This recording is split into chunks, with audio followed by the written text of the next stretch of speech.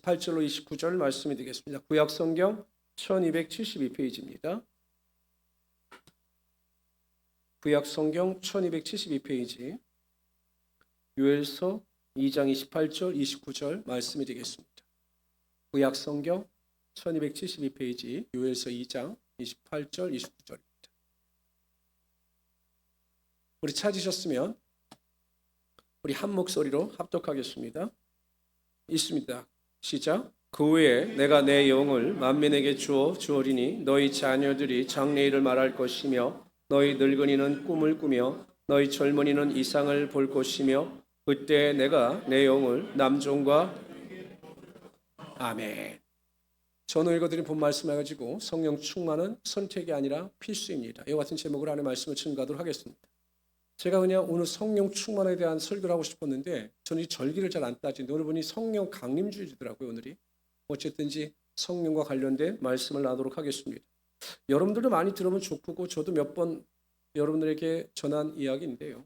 우리가 천국에 가면 3번 놀란다고 하죠. 천국에 가면 3번 놀랐는데 첫 번째 안 올 사람이 와서 놀라고, 두 번째 올 사람이 안 와서 놀라고, 세 번째는 뭡니까? 내가 와서 놀란다는 거예요. 그러니까 천국에 가면 3번 놀라는데 올 사람이 안 와서 놀라고, 안 올 사람이 와서 놀라고, 세 번째 내가 와서 놀란다라고 하는 말이 있습니다. 제가 신학교에 들어갈 때 입학 정원이 65명이었습니다. 65명이 1학년 때 복학생 포함해서 이제 66명이 시작했습니다. 근데 지금 한 28년, 38년이 지난 뒤에 보니까 지금까지 목회를 하고 있는 친구들 혹은 신학교 교수를 하거나 이 목회와 관련된 신학과 관련된 일을 하는 친구들이 동기들이 여자 동기들까지 합쳐서 20명 안팎입니다. 그러니까 거의 45명에서 46명이 목회를 안 하는 거죠. 그래서 이 목회를 안 하는 그 현상을 보면서 느꼈던 것이 뭐예요? 저 3번 놀랐습니다. 왜 3번 놀냐면 첫 번째 신학교 1학년 때 목회를 잘할 것 같던 친구들이 지금 목회를 안 하고 어디로 갔는지 모른다라는 겁니다. 두 번째는 정말 목회를 못할 것 같던 친구들이 기가 막히게 목회를 잘하고 있다는 사실입니다. 그래서 제가 2번 놀랐습니다. 마지막 세 번째 놀라는 게 무엇일까요? 제가 목회를 하고 있다는 사실에 제가 놀랐습니다.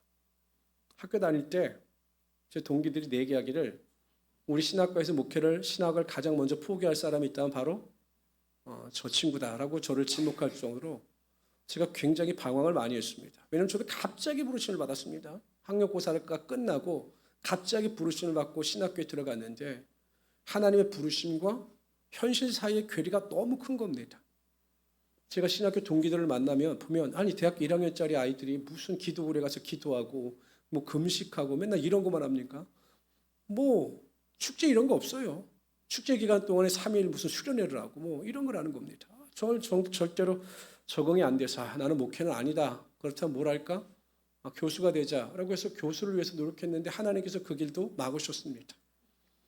사도 바울이 소아시아 교회에서 복음을 전가하고자 할 때 성령께서 그 앞길을 막으시고 하셔서 마게도냐 사람의 환상을 통해 들어와서 그를 인도하셨던 것처럼 하나님께서 어떠한 상황 가운데서도 어찌하든지 하나님의 방향대로 이끄셔서 저를 목회 자리에 세워주시고 또 여러분들 만나서 행복하게 목회를 하고 있는 겁니다.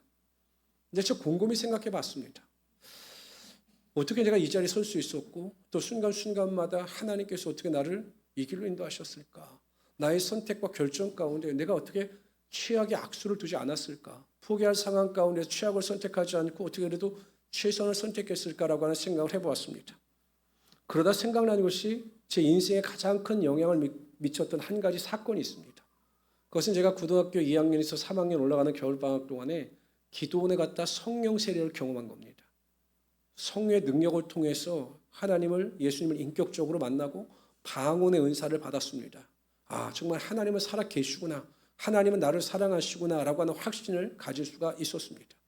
그때 경험했던 성령의 은사와 성령의 은혜와 능력이 제가 결정적인 순간에 선택과 결정을 해야 할 때 내 속에 내주시는 성령께서 지혜를 주시고 바른 길로 인도하여 주셔서 내가 여기까지 올 수 있었구나 라고 하는 생각을 하게 되었습니다. 창세기 2장 7절에 보면 여호와 하나님이 땅에 흙으로 사람을 지으시고 생기를 그 코에 불어 넣으시니 사람이 생명이 되니라 이렇게 말씀하셨습니다. 사람이 생명이 되었다라는 것입니다. 영어 성경에 보면 이 생명이 living soul입니다. 리브가 아니라 살아있는 영적 존재라는 거죠. 여러분 보통 살아있는 다른 생물체를 이야기할 때는 생물이라고 이야기합니다. 뭐 동물도 생물, 식물도 생물이라고 설명을 합니다. 이야기를 합니다. 표현을 합니다. 그런데 인간은 생물이 아니라 생영이라고 표현을 합니다. 왜? 인간은 영적인 존재이죠. 하나님 것을 그 코에 하나님의 숨, 생기를 불어넣으심으로 말미암아 세상의 생물과 구별되어지는 생영으로서의 존재감이 인간에겐 주어지게 되는 것입니다. 그래서 인간은요, 오직 모든 동물과 식물들 가운데 오직 인간만이 종교성이 있고 인간만이 신을 찾게 되어 있는 겁니다. 우리가 이 세상을 살아가다 보면 그래서 인간은 어떤 육신의 만족을 통해서만 행복을 누리는 것이 아니라 이 영적인 것이 충족되지 아니하면 온전한 행복을 누리지 못하게 되어 있는 겁니다. 로마서 8장 9절에 보면 극단적인 표현을 사용합니다. 만일 너희 속에 하나님의 영이 거하시면 너희가 육신에 있지 아니하고 영에 있나니 누구든지 그리스도의 영이 없으면 그리스도의 사람이 아니라. 우리 안에 성령의 은혜와 성령의 충만함이 있지 아니하면 그 사람은 더 이상 그리스도의 사람이 아니다. 하나님의 자녀가 아니다라고 선포하십니다. 그 이유가 무엇일까요? 그 이유는 당연합니다. 여러분, 우리가 성령의 은혜와 능력을 힘입지 않고는 하나님의 자녀로서 하나님에 속한 사람으로서 성도답게 살아갈 수 있는 힘과 능력이 우리에게 없기 때문입니다. 우리의 노력이나 수고로 우리가 이 세상을 이기며 살아갈 수 있는 것 같이 착각하지만 여러분 인생을 살아보면 어떻습니까? 세상은 그리 만만하지 않습니다. 신앙을 지키는 것도 그리 만만하지 않습니다. 우리의 힘과 노력과 수고로는 절대 세상을 이기며 살아갈 수가 없지요. 오직 부에서 성령께서 우리를 도와주시고 부에서 성령께서 우리를 인도해 주셔야 우리가 하나님의 자녀로서 그리스도인답게 살아갈 수 있게 되는 것입니다. 그래서 여러분 성령 충만은 선택이 아닙니다. 예수 믿는 사람이라면 구원받은 하나님의 자녀라면 반드시 우리가 이 세상을 살아갈 때 성령 충만을 가지고 살아가야 하는 것입니다. 그래서 저는 이 시간 성령 충만을 왜 받아야 하는가? 왜 우리가 성령의 은혜와 충만을 간절히 사모해야 하는가? 그 이유에 대해서 살펴보라 함께 은혜를 나누고자 합니다. 첫 번째로요. 성령 충만을 받게 되면 성령 충만함 가운데 살아가게 되면 구원의 확신 가운데 거하게 되어 있습니다. 우리 고린도전서 12장 3절 말씀 우리 다 같이 큰 소리를 읽읍시다. 시작. 그러므로 내가 너에게 알리노니 영으로 말하는 자는 누구든지 여기도 잘 이해해야 됩니다. 그 하나님의 영, 성령으로 말하는 자는 누구든지 예수를 저주할 자라 하지 아니하고 라고 말씀하셨습니다. 하나님의 영, 성령 충만한 사람들은 예수 그리스도를 모독하지 않고 조롱하지 않는다라는 겁니다. 사도 바울이 이러한 표현을 쓴 이유는 그 고린도 전서를 받아보는 그 고린도 교회 지역에 우상을 섬기는 자들이 많았죠. 사도 바울의 표현에 의하면 너희가 다시 예수 그리스도를 십자가에 못 박는다. 복음의 진리가 있는데 잘못된 복음을 증감으로 말미암아 예수 그리스도를 욕보이는 것이다. 이렇게 이단들에게 말하고 있는 것입니다. 그러니까 그리스도의 영이 없으면 그러니까 여러분 이단에 빠진 사람들의 특징이 뭐냐? 그리스도의 영, 성령의 은혜와 능력이 그들 가운데 없다라는 것입니다. 그러면서요. 다 같이 읽어봅시다. 시작. 또 성령으로 아니하고는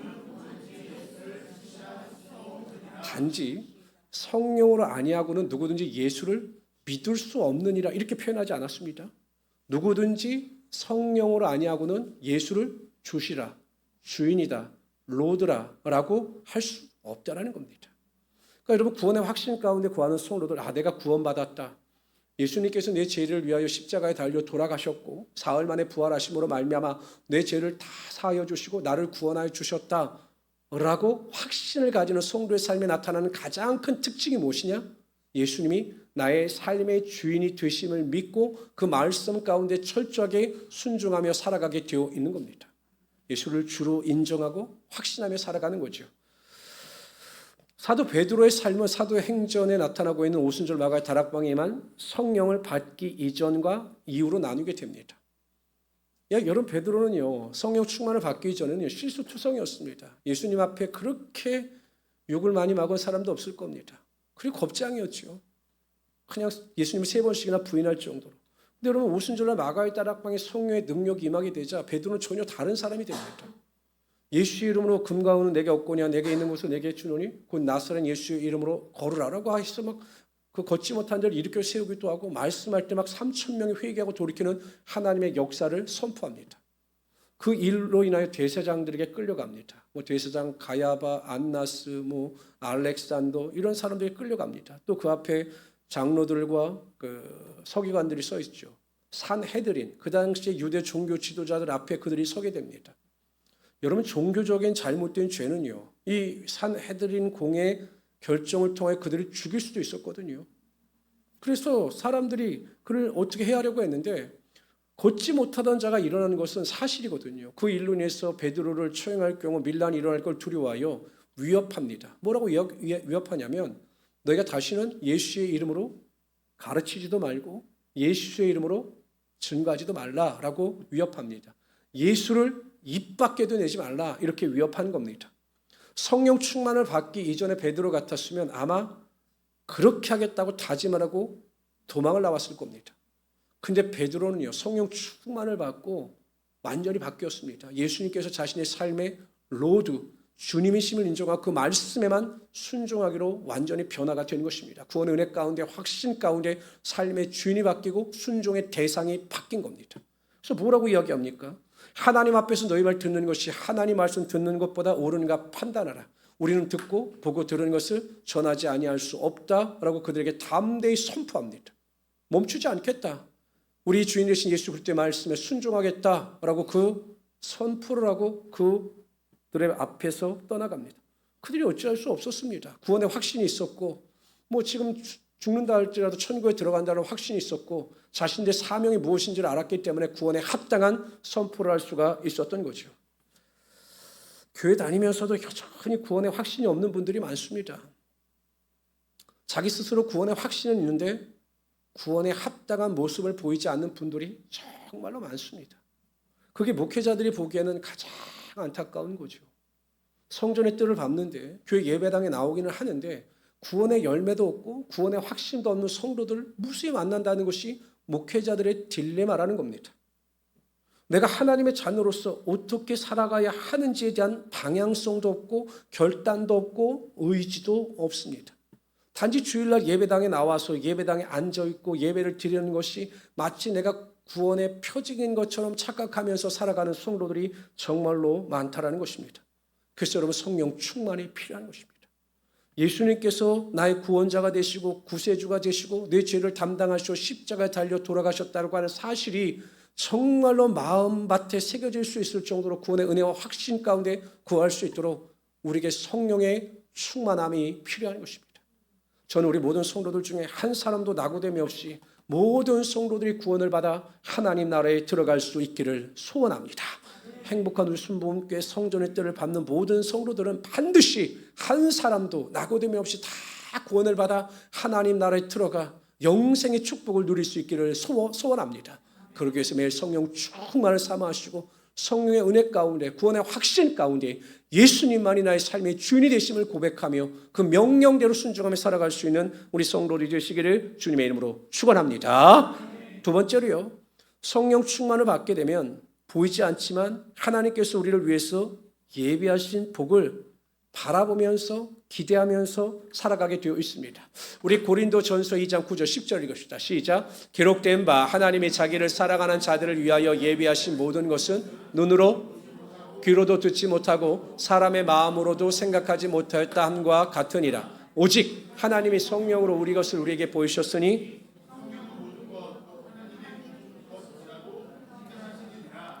하나님께서 우리를 위해서 예비하신 복은 미래적인 거지요. 현실을 살아가고 있는 우리에게는 미래가 보이지를 않습니다. 그렇죠. 어떻게 미래의 것이 보이겠습니까? 우리는 시간과 공간의 제약을 받고 있는 3차원의 세계에 살고 있는데 보이지 않는 것을 볼 수 있는 능력이 사람들에게는 없습니다. 그런데 성령의 은혜를 받게 되면 전혀 달라지게 되어 있다는 겁니다. 성령 충만한 사람들은 믿음의 눈으로 하나님께서 우리를 위하여 예비하신 복을 보고 믿고 깨닫게 된다는 것입니다.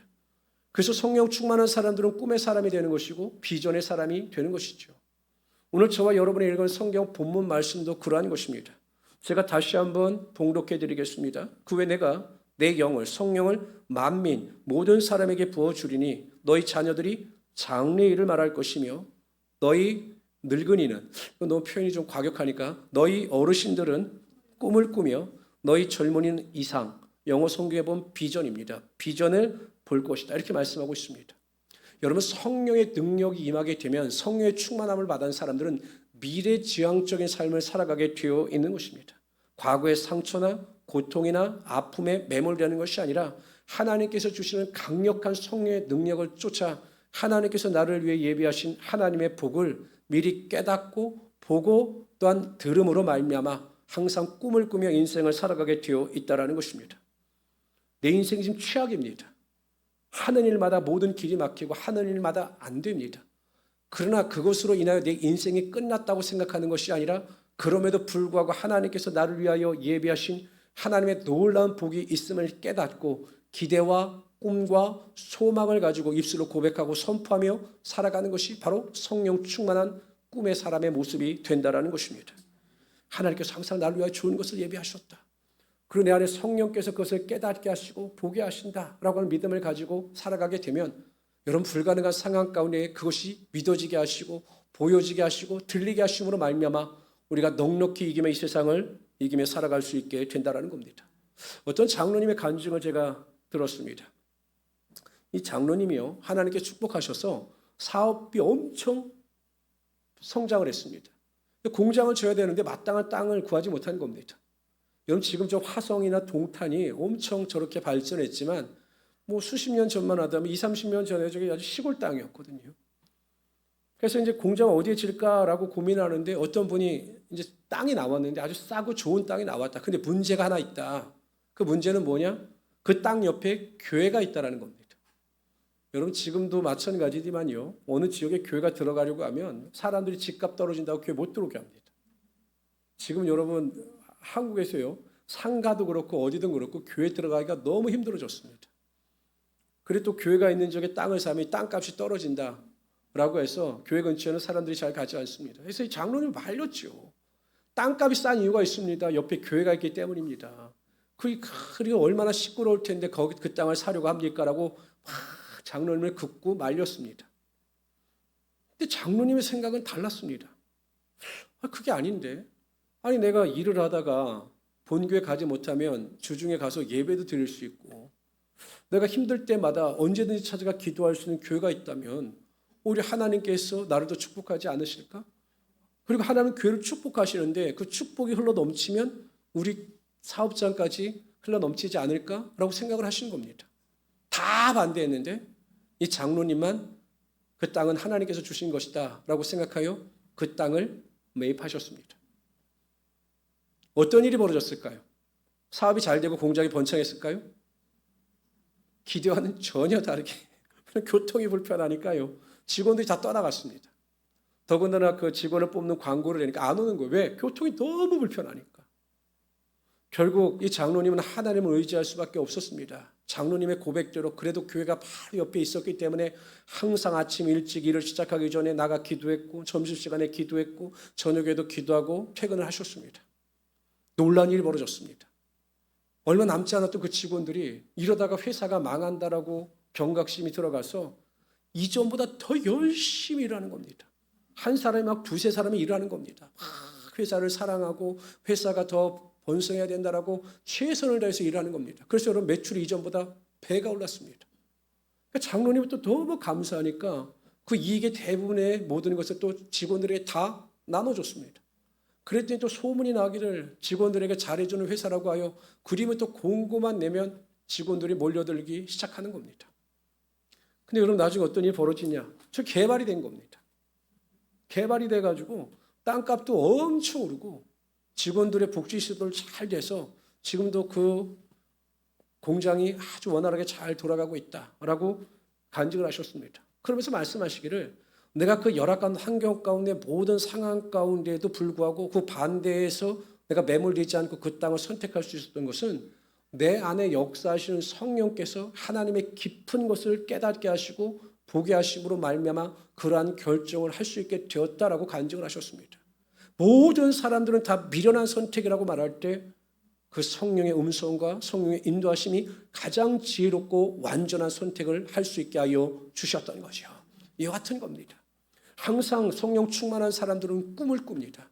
내 현실에 매몰되어서 그냥 현실 가운데 원망하고 탄식하며 나는 왜 이럴까? 내 환경은 왜 이럴까? 내 주변은 왜 이런 사람들밖에 없을까라고 하는 절망이 아니라 그럼에도 불구하고 내 안에 계신 성령께서 역사하심으로 말미암아 나를 통해서 이루실 하나님의 일을 기대하게 하시는 거죠. 하나님은 항상 우리에게 좋은 것 주시기를 원하시고 우리에게 은혜를 베푸시며 우리에게 신령한 축복을 허락하시는 하나님이 되시는 것입니다. 성령 충만 받으셔서 항상 꿈을 꾸시고 여러분의 꿈이 현실 가운데 이루어지심으로 말미암아 하나님께 영광을 돌리며 살아갈 수 있는 우리 성도들이 되시기를 주님의 이름으로 축원합니다. 세 번째로요, 성령 충만을 받게 되면 기도의 사람이 됩니다. 여러분, 베드로가 성령 충만을 받고 가장 크게 변화된 것이 기도하는 일이었습니다. 여러분이 잘 알고 있듯이 여러분 겟세마네 동산에 예수님께서 베드로와 야고보와 요한을 이끌고 올라가셨죠. 오죽 예수님께서 여러분 힘드셨으면 내가 죽게 되었으니 제발 나를 위해서 좀 기도 좀 해달라라고 이 세 사람에게 부탁하셨습니다. 어쩐 일이 벌어집니까? 졸아요. 나중에는 그냥 자버립니다. 예수님께서 오셔서 이제 한심하셨는데 자라 자. 이제 다 끝났으니까 자라. 이러실 정도로 여러분 베드로는 기도에 실패한 사람이었습니다. 기도에 관심도 없었고 기도하는 일에 대해서 최선을 다하지 않는 사람이었습니다. 근데 여러분 오순절날 마가의 다락방에 성령의 능력이 임하게 되자 베드로가 기도의 사람, 기도하는 체질로 바뀝니다. 사도행전 3장 1절에 보면 제9시 기도 시간에 보통 여러분 유대인들은요 전통적으로 하루에 3번씩 기도하는 시간을 정했습니다. 요즘도 여러분 이슬람 사람들 보면은요 기도하는 시간에 저 이슬람 국가에 가보면 뭐 샬라 막 이러면 갑자기 하던 일을 다 멈추고요 그 화살표 방향으로 다 엎드려서 기도합니다. 하루에 3번씩 기도하는 시간이 있었습니다. 지금 시간으로 따지면 오전 9시, 정오 12시, 오후 3시. 근데 9시라고 하는 것은 오후 3시에 베드로가 요한과 함께 기도하러 올라가는 겁니다. 기도의 습관으로 바뀐 거죠. 사도행전 10장 9절에도 보면 이튿날 그들이 길을 가다가 그 성에 가까이 갔을 때 그때 베드로가 기도하려고 지붕에 올라가니 그 시간은 제6시더라. 오후 3시에 정해진 시간에 기도하러 베드로가 올라간 겁니다. 여러분 우리가 성령 충만을 받게 되면요 자연스럽게 기도하는 사람으로 바뀌게 되어 있는 겁니다. 내가 의식하지 않아도요 성령 충만을 받게 되면 기도하지 않고는 견딜 수가 없기 때문에 항상 기도의 모습을 가지고 살아가게 되는 거죠. 로마서 8장 26절 27절에 보면 이렇게 말씀하십니다. 이와 같이 성령도 우리의 연약함을 도우시나니 우리는 마땅히 기도할 바를 알지 못하나 오직 성령이 말할 수 없는 탄식으로 우리를 위하여 친히 간구하시느니라. 마음을 살피시는 이가 성령의 생각을 하시나니 이는 성령이 하나님의 뜻대로 성도를 위하여 간구하심이니라. 그럴 때 있지 않습니까? 제가 종종 말씀드리지만 기도할 수 있는 힘조차 없을 때가 있어요. 다 기도로 내려놓고 내가 어떻게 기도해야 될지 무엇을 기도해야 될지 모를 상황에 직면할 때가 있습니다. 그래 감사한 것은요. 우리가 탄식 가운데 있을 때 성령 충만을 받게 되면 성령께서 우리를 위하여 하나님의 뜻대로 우리를 대신하여 기도하여 주신다는 거예요. 그러니까 기도한 내용도 없고 구체적으로 기도한 것이 없는데도 불구하고 어느 순간 보면 우리의 기도가 응답되었음을 보게 됩니다. 그게 어떻게 그렇게 되었을까? 우리 안에 계신 성령께서 그 고통과 좌절 가운데 우리를 위하여 기도하심으로 말미암아 우리의 기도가 쉬지 않고 하나님 앞에 상달될 수 있게 하여 주셨던 거죠. 사람이 생존하는 데서 양식은 필수입니다. 여러분 어떻습니까? 음식을 먹지 않으면 배가 고프죠? 그렇죠. 근데 뭐 꼭 배고픔을 느끼지 않는 사람들도 많습니다만은 음식을 먹지 않은 우리 육체는 배고픔을 느끼게 됩니다. 그래서 우리가 음식을 취하게 되어 있습니다. 성령 충만한 사람들은요 항상 기도의 갈급함 가운데 살아가게 되어 있습니다. 성령 충만하게 되면 기도의 분량이 채워주지 않으면 우리의 영혼이 궁핍하여 견딜 수가 없는 거예요. 그래서 항상 우리가 기도의 분량을 채우게 되어 있고 기도할 때 성령께서 우리를 통해서 하나님의 역사와 능력이 나타나게 하여 주시는 거죠. 그러니까 여러분 성령 충만하게 되면요 모든 것이 다 자연스럽게 되는 겁니다. 제가 요즘에 슬로우 조깅이 좋다고 해서 슬로우 조깅을 합니다. 뛰면 좋다고 해서 힘들어요. 뭐 어떤 분들은 빨리 뛰는데 천천히 뜁니다. 근데 여러분 생전 한 몇십 년 동안 달리기를 안 하던 사람이 달리기를 하려고 하니 뛰는 것 자체도 좀 익숙하지 않더라고요. 폼도 그렇고 이게 팔도 이상하게 움직여지고 모든 것이 부자연스럽습니다. 그런데 시간이 지나고 어느 정도 그것이 몸에 익숙해지니까 뛰는 것도 호흡하는 것도 자연스러워지고 그러다 보니 더 많은 거리를 뛸 수 있게 되었던 겁니다. 우리가 성령의 지배를 받지 아니하면 기도하는 것이 굉장히 어색해집니다. 기도해도 기도가 길어지지 않고 깊어지지 않습니다. 그런데 성령 충만을 받게 되면 성령의 은혜 가운데 기도할 때 기도하는 것 자체가 자연스러워지는 것이고 그 기도가 하나님께 응답됨으로 기도하는 즐거움이 흘러 넘치게 되는 것입니다.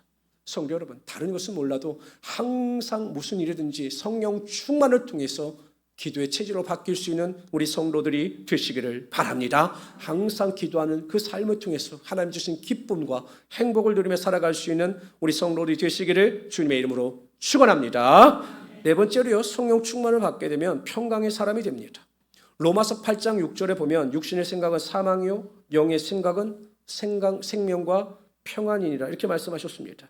여러분, 성령 충만을 받게 되면 우리 마음속에 있는 불안, 공포, 두려움, 낙심, 절망, 우울, 슬픔감이 떠나가게 되고 하나님의 평강의 능력이 임하게 되는 것입니다. 헤롯 아그리파 1세, 우리가 신약 성경에 보면 다 그냥 헤롯 왕으로 나오는데 정확하게 따지면 헤롯 아그리파 1세가요. 그 유대 사람들의 환심을 사고자 야고보 사도를 칼로 죽입니다. 이 헤롯 가문은 에돔 족속입니다. 그래서 항상 그 유대인들에 대한 컴플렉스가 있었습니다. 그래서 유대인들의 환심을 사기 위해서 야고보 사도를 죽입니다. 그랬더니 유대인들이 너무 좋아합니다. 그래서 결심하기를 야고보를 죽였어도 이렇게 사람들이 좋아하는데 만약 베드로를 죽이면 내가 얼마나 인기가 높아질까라고 생각하여 베드로 사도를 죽이려고 체포합니다. 그런데 문제는 그때가 무교절이었습니다. 보통 유월절을 지키고 무교절을 일주일 동안 지키는데 바로 그 주간에 걸린 겁니다. 그래서 사도 베드로를 당장 죽일 수가 없게 됩니다. 옥에 가두지요. 그때 교회는 이 사도 베드로의 안전을 위해서 열심과 최선을 다해서 기도했습니다. 근데 하나님께서 바로 그를 구원해 주신 것이 아니라 사형 집행 전날, 이제 내일이면 이제 죽습니다. 그 밤에 하나님의 사자를 사도 베드로에게 보내십니다. 근데 여러분, 주의 사자가 급히 그 베드로가 갇혀 있는 감옥에 가보니까 베드로가 어떻게 하고 있었느냐? 그냥 대자로 누워서 자고 있는 겁니다. 그 베드로가 도망갈 것이 두려워서 양쪽에 병사들을 누이고 또 양쪽에 그 결박을 씌워서 두 사람에게 연결해서 이게 움직이기만 하면 뭐 베드로가 바로 인식이 되니까 그렇게 체포를 해놨는데 내일 죽게 되는 사람이 이렇게 코를 골면서 너무 편안하게 잠을 자는 겁니다. 옆구리를 찔러 깨울 정도로 그렇게 깊은 잠에 빠져 있었습니다. 어떻게 그런 평안이 임했을까? 내일 죽을지도 모르는 사람에게 어떤 평안의 능력이 임했을까? 한 가지 답밖에 없습니다. 오순절날 임한 성령의 충만함의 능력이 그의 마음과 생각을 붙잡고 있었기 때문에 알 수 없는 평안이 그의 삶을 지배하게 되었던 겁니다. 제가 제일 좋아하는 것이 가끔 이제 운동을 하는 것 중에 하나가 그냥 한강에 나가서 멍 때리는 겁니다. 그냥 자전거 타고 가서 그냥 한 40분 동안 그냥 이렇게 멍 때리고 있으면 너무 좋아요. 그럼 머리도 맑아지고 그냥 마음이 시원해지는 것을 제가 경험합니다. 근데 또 제가 어떤 그런 경험을 언제 하느냐면 아침 기도회 때입니다. 여러 가지 문제로 인해서 머리도 복잡하고 또한 해야 할 일도 많아서 뭔가 어떤 길이 보이지 않고 질서가 잡히지 않을 때 그냥 아침에 나와서 이렇게 가만히 기도하고 있으면 하나님이 줄 수 없는 하나님의 그 평강의 능력이 임하게 됨을 경험하게 됩니다. 머리가 정말 맑아지고 그 마음의 호수같이 잔잔해지는 하나님의 평강의 능력이 그 기도 시간을 통해서 임하게 되는 것을 경험하게 되었습니다. 그래서 어떻게 설명할 수 있느냐? 성령께서 그렇게 하는 것입니다. 문제는 여전히 존재합니다. 여러 가지 어려움은 여전히 존재합니다. 그런데 하나님께서 성령의 능력을 통해서 마음의 평강의 능력을 허락하여 주사 모든 것을 뛰어넘을 수 있는 은혜를 허락하여 주셨다는 것입니다. 성도 여러분, 성령 충만을 받게 되면 우리 마음속에 있는 모든 불안과 좌절과 낙심과 절망과 우울감이 떠나가게 되어 있습니다. 때로는 여러 가지 우리 일로 인하여 우리가 좌절하고 낙심하고 두려워하고 불안해합니다. 그럴 때 다시 한번 성령의 은혜를 구하시기를 바랍니다. 성령 충만을 구하면 그 밝은 빛이 우리 안에 거하게 하사 평강의 은혜와 능력으로 함께하여 주실 것입니다. 예수님께서 승천하시기 전에 제자들을 바라보실 때 걱정과 염려가 많으셨습니다. 왜냐하면 그들이 당할 고난과 환난과 핍박을 아셨기 때문이죠. 그래서 그들을 그와 같이 버려주실 수가 없었습니다. 그래서 그들에게 성령에 대한 약속을 하십니다. 보혜사 성령이 너에게 임하시면 너희가 권능을 받을 것이다 라고 말씀하십니다. 그리고 나서 내가 너에게 명한 그 증인으로의 삶을 영위해 나가라라고 말씀하셨습니다. 그리고 약속대로 그 120명의 제자와 사도들이 모인 그들 마가의 다락방에 성령의 능력이 임합니다. 그러자 제자들과 사도들은 전혀 다른 사람이 됩니다. 사람들을 두려워하지 않습니다. 고난과 핍박 가운데 낙심하지 않습니다. 고난을 당하면 당할수록 하나님의 사명에 가까운 줄을 믿고 감사하며 기뻐하며 살아갑니다. 그러자 교회 안에 놀라운 복이 임하고 부흥의 능력이 나타나게 되었습니다. 예루살렘이 복음으로 정복이 되고 사마리아가 정복이 되고 모든 땅끝까지 그리스도의 복음이 증거됨으로 말미암아 세계가 그리스도의 복음으로 편만이 증거되는 역사와 능력이 나타나게 하여 주셨던 것입니다. 답이 없었고 길이 없었지만 성령의 능력이 임하게 되자 길이 열리고 하나님의 축복의 능력이 사방으로 번져지게 되었던 것입니다. 우리가 살아가는 이 시대도 마찬가지입니다. 고난과 환난과 핍박과 유혹이 지배하는 시대입니다. 많은 사람들이 영적인 일에 관심이 없고 육신의 정욕과 안목의 정욕과 이생의 자랑을 쫓아 살아갑니다. 소돔과 고모라의 시대보다 더한 악함이 이 시대를 지배하고 있습니다. 예수 믿는 성도들이 믿음 안에서 승리할 수 있는 유일한 길은 바로 성령께서 우리와 함께 하시고 성령의 충만함이 우리의 삶 가운데 임할 때 우리가 가능한 것입니다. 우리 성도님들은 항상 무엇보다도 하나님의 나라와 의를 구하는 마음을 가지고 성령 충만을 사모하셔서 성령 충만함 가운데 승리할 수 있는 우리 성도들이 되시기를 바랍니다. 구원의 확신 가운데 살아가십시오. 구원 얻는 일보다 더 중요한 것은 없습니다. 천국에 대한 소망과 천국에 대한 확신과 그러므로 말미암아 이 땅에 하나님께서 기뻐하시는 성도의 합당한 삶을 살아갈 수 있기를 바랍니다. 꿈을 꾸십시오. 현실 때문에 낙심하고 현실 때문에 뒤로 물러가는 것이 아니라 그럼에도 불구하고 하나님이 주시는 꿈과 비전과 기대와 소망을 가지고 믿음의 전진을 이루어갈 수 있기를 바랍니다. 기도의 사람이 되십시오.